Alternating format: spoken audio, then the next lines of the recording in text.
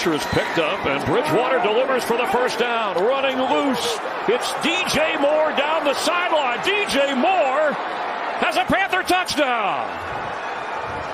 He just outran the Atlanta secondary.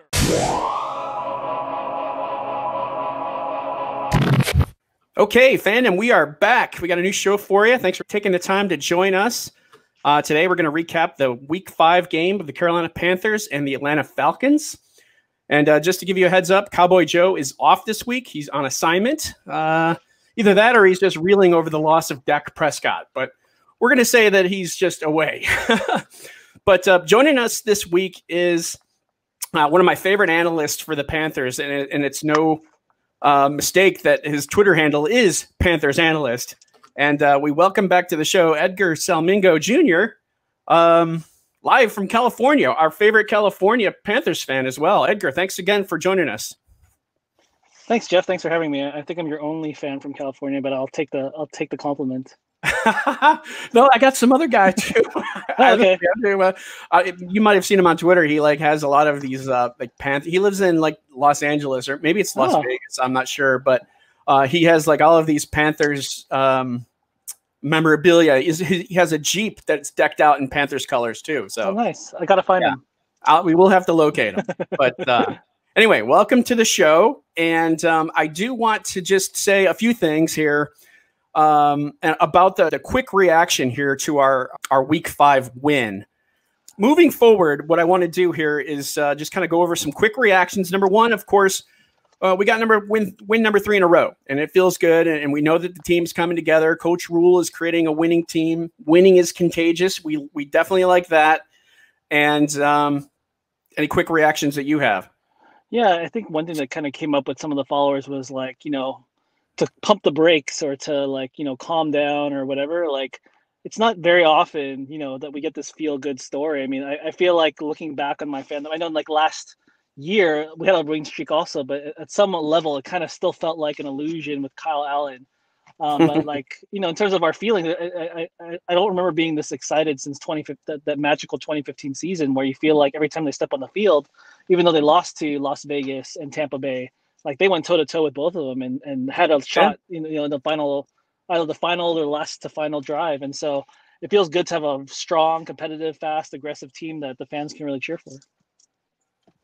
Yeah, and they were in both of those games, and it's turning out that both of those teams are pretty good teams. I mean, the Raiders just beat the Chiefs, and we know about Tom Brady and the Bucs. So, yeah, no, good point there. And, the losses that we had so far, at least they're somewhat good losses against, tough teams.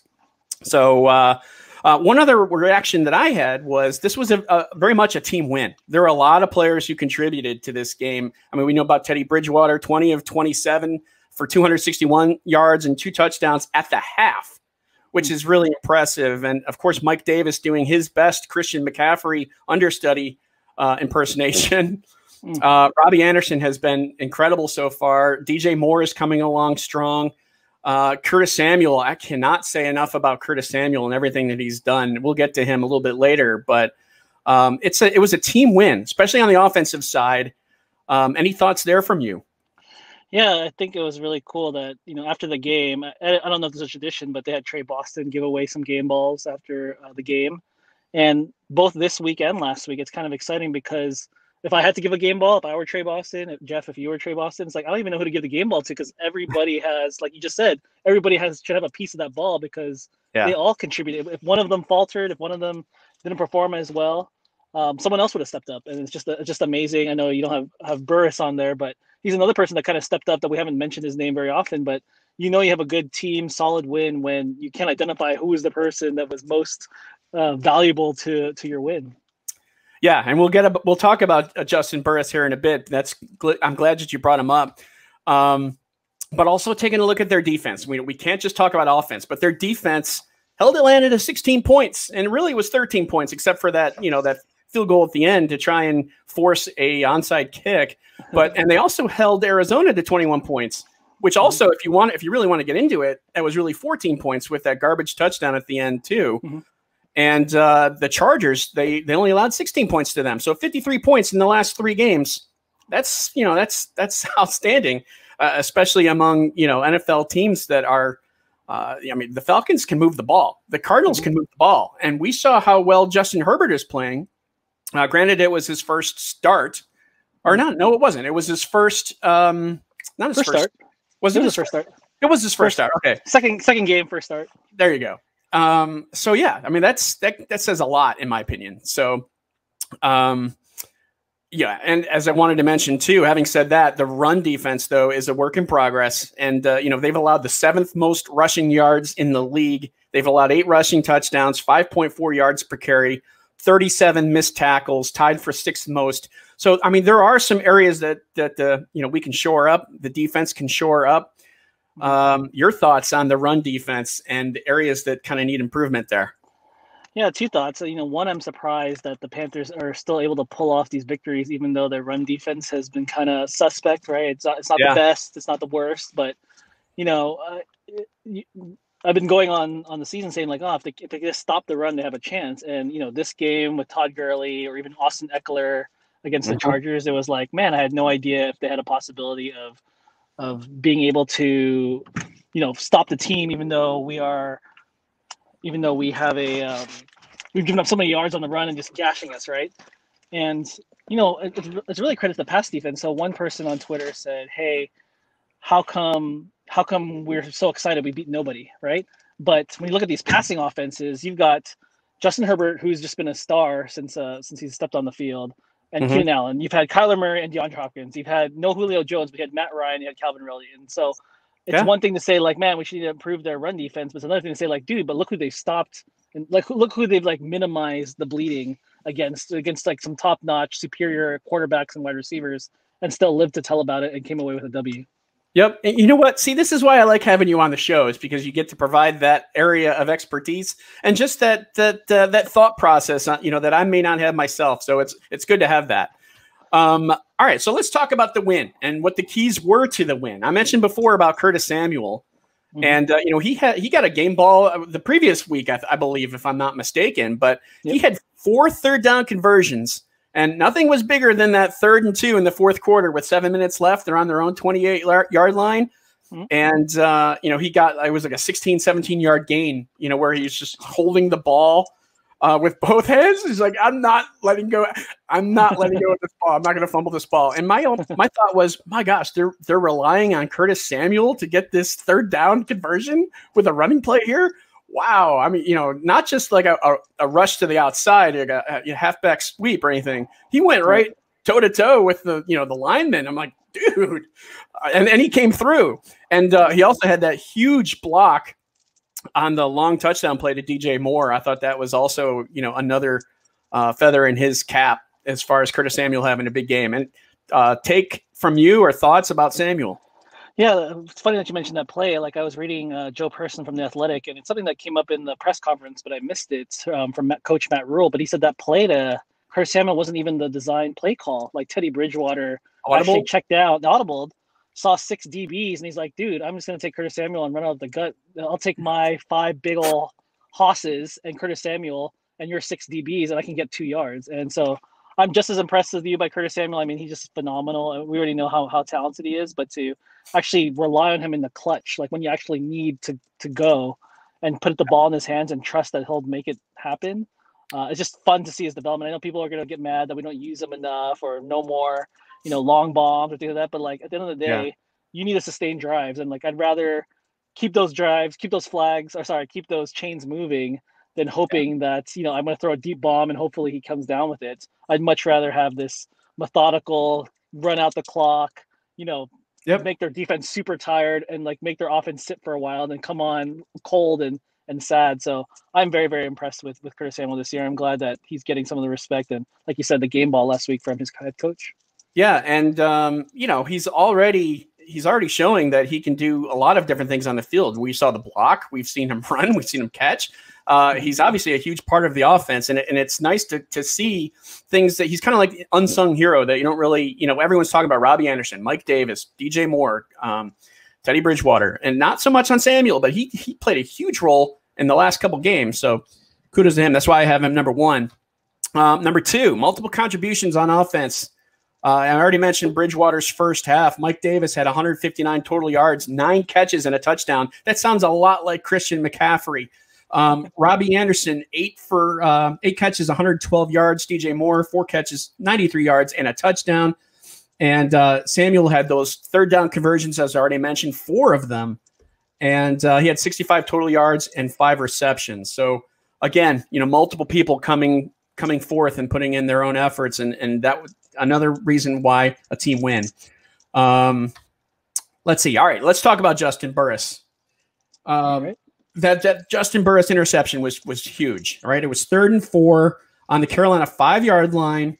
Atlanta had the ball. There's 8:55 remaining. It was 20-13, right? So they could have scored a touchdown there. Or was it 20? Sorry, it was 20-10, wasn't it? Anyhow, they made the interception, and Carolina. I think it was 2013. 2013. Okay. Yeah, that I think that's right, because, or maybe it was 17-10. I'll have to go back and look. Well, that's right. You're right. It's probably 17-10. Right, because although they finished with 23, so I think it was 20. Anyway, we'll go back and check. But after that interception, first of all, that was huge, stopping the drive, because Atlanta had all the momentum at that point. Gurley was rushing well. They were moving the ball down the field. They made the interception. Juston Burris made the interception. Of course, earlier in the game, he had that opportunity to pick up that fumble that Brian Burns caused on Matt Ryan, and he tried to pick it up and scoop it and score, and he flubbed that, right? And Atlanta recovered. But the next possession, Carolina got the ball. They had the DJ Moore long touchdown, and we're not thinking about it. But after the interception, Carolina went on a 13-play drive. They forced Atlanta to use all of their timeouts. They kicked a field goal, and they went up 10, right? So that must have been 20-13. So they were up 23-13 at the time, with 1:11 remaining. So yeah, Juston Burris was pretty big. Any thoughts from you about Burris on either that play, on the forced fumble, or anything else that you saw in the game from him? Yeah, it's just it's fun that like our mantras keep pounding, and here's a guy who made it just an embarrassing mistake. And I like what they said. I like what they said on the call, because when I saw it live, I was like, please don't mess this up or fall on the ball, right? Like I think everybody is like watching this game saying, just fall on the ball or don't mess this up, and he messes up, right? Everybody can almost like see what was going to happen, right? And and when it comes down, like you were saying, like it looked like, okay, here come the Falcons. I never thought that that this was over, but it did feel like, man, we're just going to be without Brian Burns in the lineup, without Dante Jackson, it seemed like we were resigned to saying, okay, they're going to give it the points, but maybe Carolina can come back. And so when they got an interception in the end zone, I just, I leaped from my chair. I was like, oh my gosh, I can't believe this actually happened. And then when I found out it was Juston Burris, I couldn't be any happier for a guy who probably, if they lost the game, would look back and he would be, flamed online. But now he's going to get all this praise online because no one's going to remember that. Everyone's going to remember that INT in the end zone. Right. It's like the outfielder who makes a critical error and then who comes up to the plate in the next inning, hits a home run to take the lead. Yeah. It's good to see. It's always good to see him, have a chance to redeem himself, and he sure did. Another key factor here in the win is they limited Atlanta to field goals, and they only allowed 1 touchdown, and it was the opening drive. But Carolina scored on 4 of their 9. Atlanta scored on 4 of their 9 drives. However, Carolina was able to score 2 touchdowns, and Atlanta 3 field goals and a touchdown. So you got to have some props to the defense there as well as offense. All right, so let's also talk about what stood out. And one thing I wanted to mention is this was the first game out of 5 where the Panthers allowed points on the first opening drive. And again, like I said, it was their only points that Atlanta scored, but it was on the opening drive. I think it was the first 3 games they went 3 and out, their opponents, and then I think they went 6 and out in last week's game, and finally this week Atlanta scored on that long Gurley run, like 37 yards, something like that. But anything in particular stand out to you? I mean, this is just one thing, and I'll get to the others here in a bit. But anything that you want to add?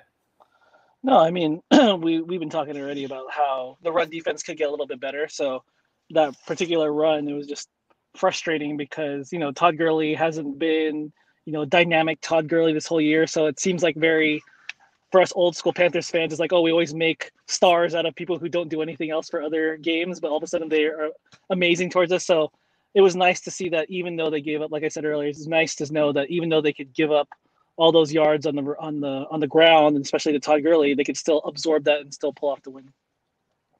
Yeah, exactly. And I also wanted to mention just the fact, again, Curtis Samuel's 4 conversions on 3rd down. We've already talked about that. Mike Davis is making it easy not to be too concerned about when Christian McCaffrey is coming back. And a lot of people are like, what's going to happen when McCaffrey comes back? What's going to happen with Mike Davis? How's that going to all come about? What are your thoughts on what you think might happen when McCaffrey comes back and the usage that we'll see from him as well as Mike Davis? Oh man, it's one of those things where like I don't want to think about it until it happens. You know, I'm just enjoying Mike Davis. He is, you know, first of all, you're like, oh, I'm pleasantly surprised. He's doing pretty well. And then you look at it and you go game after game. It's like, wow, he's actually one of the best backs in the league all of a sudden. Not just good for a replacement, but good like overall in the whole league. Like I don't know what other running back you'd rather have. And so I guess the train of thought is, you know, you'd like to think that, hey, if I have running back, what's better than good running back is 2 good running backs, right? That's right. And so, but the challenge is that, you know, I know how running backs are and how they like the, you know, getting into the rhythm of the game and getting a lot of touches. So it really remains to be seen. In a dream world, you'd love to see them kind of like do, you know, the old school D'Angelo Williams and Jonathan Stewart, kind of like a fast thunder and lightning type of equation. But I do think that there's gonna have to be like a learning process, a learning curve here to see like how both of them can balance. If you split it 50-50, it's almost like you don't know if either of them are going to be effective. Almost like you have to give them each the whole load to see them really efficient. But again, I don't want to think about it. I'm just going to enjoy.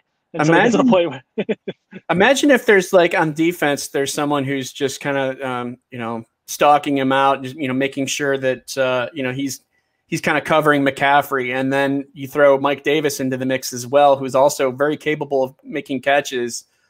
I mean, if they've got one player who's kind of mirroring McCaffrey, what are they going to do if Davis is in there as well? I mean, they may have to kind of alter and change their formations and such, or maybe use McCaffrey more as a receiver, you know, and like maybe bunch formations or something. You don't know where it's going to go. I'm kind of curious to see what Joe Brady might do in that regard, but still, it's a good problem to have, right? Good problem to have. Good problem to have, and that's the dream. I mean, the worst case scenario here is the first game that Christian McCaffrey gets back and they lose, right? Then all of a sudden, like, oh, Mike Davis, right? Yeah. But like I don't want to start a controversy, but like one of the biggest issues that we had when they gave McCaffrey that very long deal was like, hey, he's worth it. We love him. The fans love him. He's a great guy. We want him to get paid, but like he's taking a ton of your salary cap, right?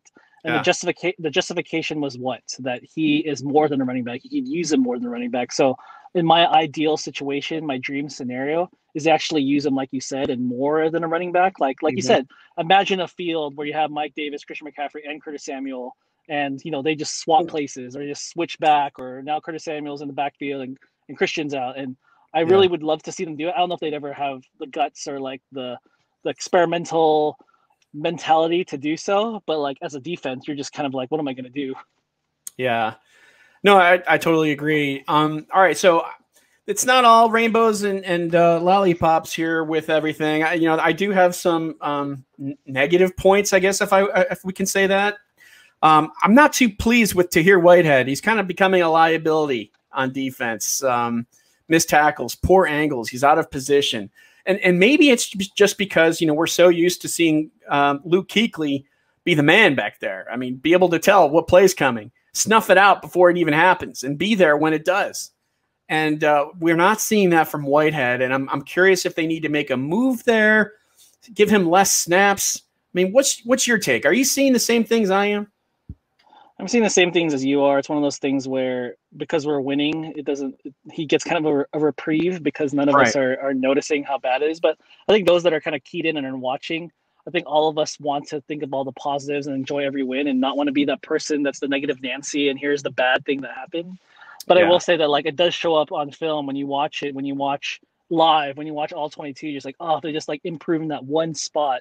Yeah. It could be even more dominant. And so luckily it hasn't burned them, and maybe I'm not in the practices. I don't say maybe he's the best option that they have compared to what everybody else, but I would love to see what else, they have some intriguing, undrafted free agents. You have some guys that they drafted, Jermaine Carter, that they drafted just a couple of years ago. So I'd love to see like what the other thing is, but I don't know because I'm not back behind the scenes and watching them in practice. Maybe to hear why it is is maybe not the best, but he's the best that they have. Yeah, and that could be. I guess we'll find out. Oh yeah, I also wanted to mention, we talked this about already, but Juston Burris, if he falls on that forced fumble, Carolina takes the ball over, and Brian Burns doesn't get hurt on the next play. That kind of stood out to me. It's kind of like one of these, well, what if things happen, but shoot, you can't go back on what ifs. I just wanted to mention that, but hopefully Burns isn't out for a while. He's in the concussion protocol. We'll know more on Wednesday. What the story will be with him as well as the other injuries. We'll get to that here in a bit. I wanted to point out some areas to work on, some things that I noticed and was able to kind of uncover or discover as far as stats are concerned. Their third down defense is allowing 50.8% conversions, right? I already mentioned the 37 missed tackles, 6th most in the league. Run defense, seventh most rushing yards allowed, 5.4 yards per carry. Their quarterback pressures, they have only 5 sacks, 26 pressures, 13.6% pressure percentage. Only Cincinnati and Detroit have a lower pressure percentage.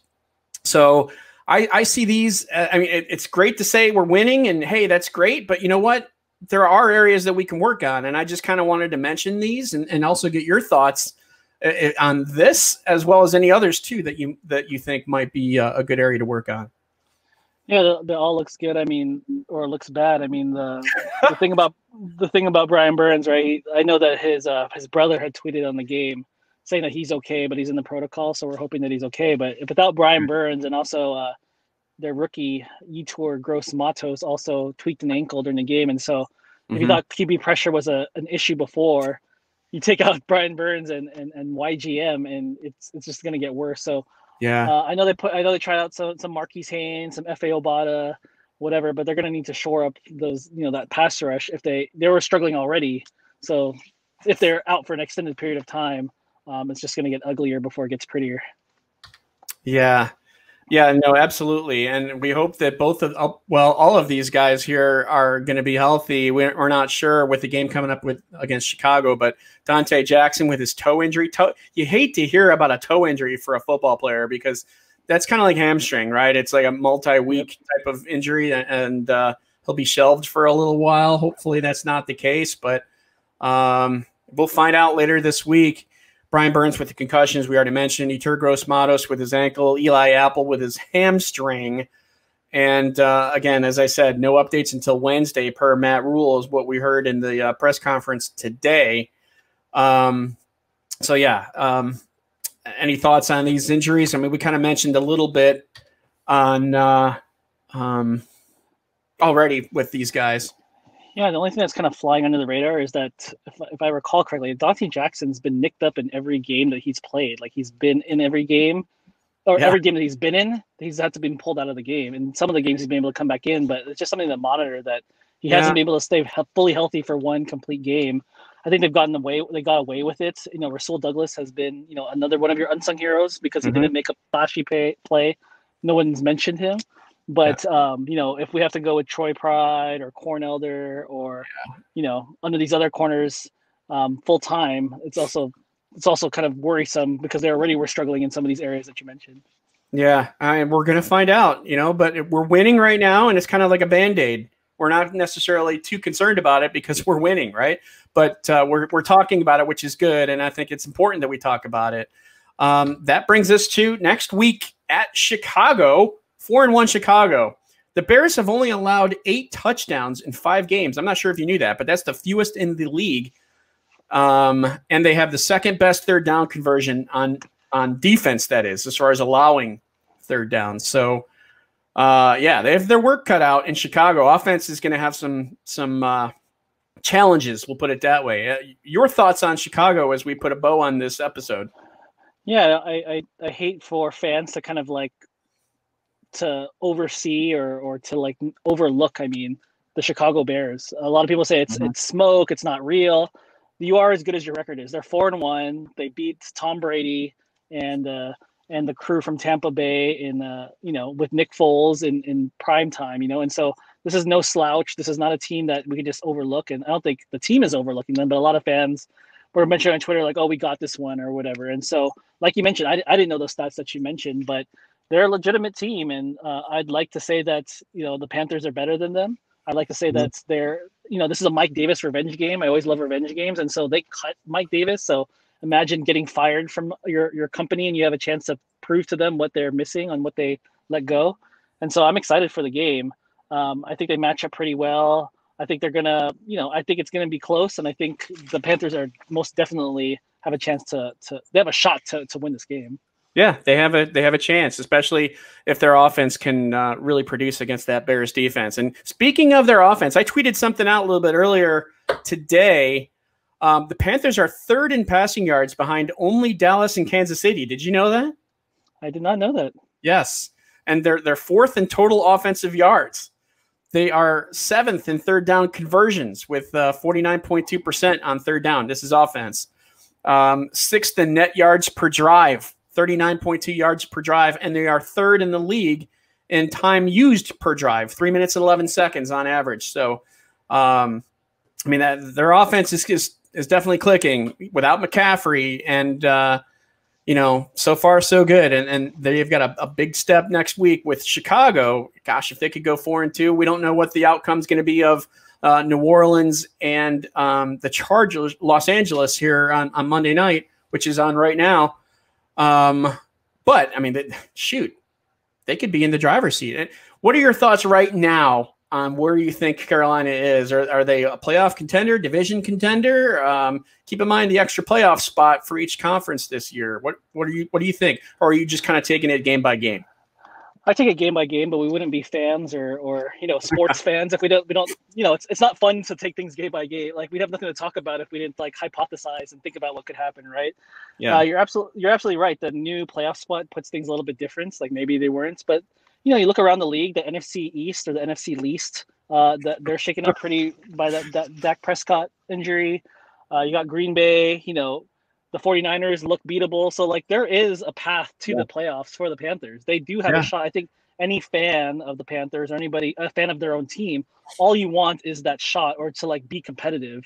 And I don't think any Panthers fan is watching these last 3 games and feels like, no, this is all not real and they don't have a shot. Right. All you can ask for is that they have a shot. And in the division, I tweeted out yesterday, I was like, the Falcons just blew up their GM and head coach. The Saints are beating up each other. And Tampa Bay, you got a guy who, their quarterback who's arguably one of the best ever, Forgado's fourth down or whatever, all the memes. But it's not all rosy. It's not like there's an undefeated team in their path to win this division. And so it's crazy to think that. It's crazy to talk about that. Like you said, we should be talking game by game, but we can dream, right? We could have thoughts. We got to dream. And I think that's what makes it fun too. So, all right. Well, great. It was a pleasure having you back on the show. I'd love to have you on again at some point here later in the season. Just talking about the same things and the kind of the point of the team at that particular time of the season, how we're doing. So yeah, I definitely appreciate that. Guys, you can reach Edgar on Twitter at Panthers Analyst. If you're not doing so already, give him a follow. And thanks for watching our show. Give us a follow and a like. We appreciate that on our YouTube channel. So any parting thoughts? Yeah, thank you for having me, Jeff. I always appreciate you, your hard work. You're awesome. And I want to say that the last time I was on, you want to know how much we've grown as a fandom, to use your show. What's that? The question that you asked me was tanking for Trevor, and now we haven't even touched the subject in this conversation. That's right. That's how far we've come along. Yeah, I don't think we're in the Trevor neighborhood anymore. That's probably the Jets. Ooh, we can talk about that some other time. But all right. Well, for Edgar Salmingo, I'm Jeff Hasley. Thanks so much for joining us here on Carolina Fandom, and we will see you next week with a recap of the Chicago Bears game. Thanks so much, fandom.